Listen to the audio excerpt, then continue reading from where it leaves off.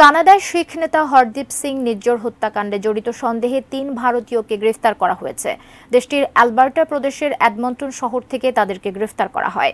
গ্রেফতার ৩ জন হলেন করণ ব্রোর, কমলপ্রীত সিং এবং করণপ্রীত সিং।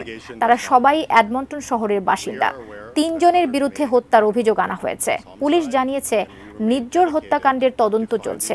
ওই হত্যার সঙ্গে ভারত সরকারের সংশ্লিষ্টতা আছে কিনা তাও খতিয়ে দেখা হচ্ছে।